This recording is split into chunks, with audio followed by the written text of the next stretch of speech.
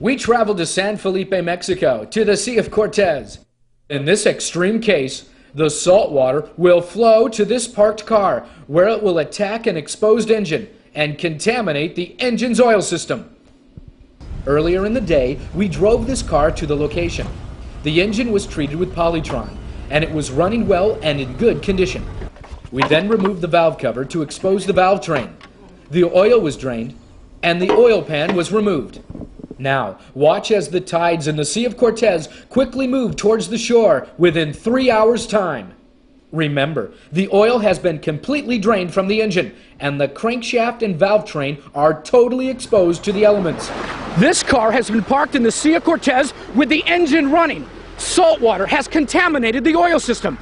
Let's take a look underneath the engine. Let me have the underwater camera. Thank you very much. Let's take a look at the crankshaft. Look at this. The crankshaft is going. The crankshaft is going. This engine is running in the Sea of Cortez with the salt water. Unbelievable. Now let's take a look up top. Look at the valve train. The salt water is fouling the valve train. Salt water is getting inside this engine and it's running beautifully. Polytron has protected this engine from salt water. Unbelievable. Unbelievable. After running without oil in the sea of salt water, the car's driver attempts to drive the car out of the water and onto the beach. Amazing! Look how the car continues to run. It's made it to the beach, and it's still running. Polytron protected this engine.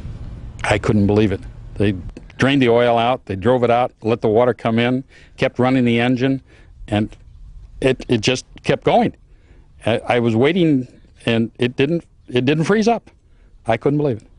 Most of the time we have to tow cars out of here, and I can't believe that this vehicle drove out with no oil pan after being submerged in water, you know, so it's amazing. It takes skill to race stock cars, but without a finely tuned engine, you'll never take the checkered flag.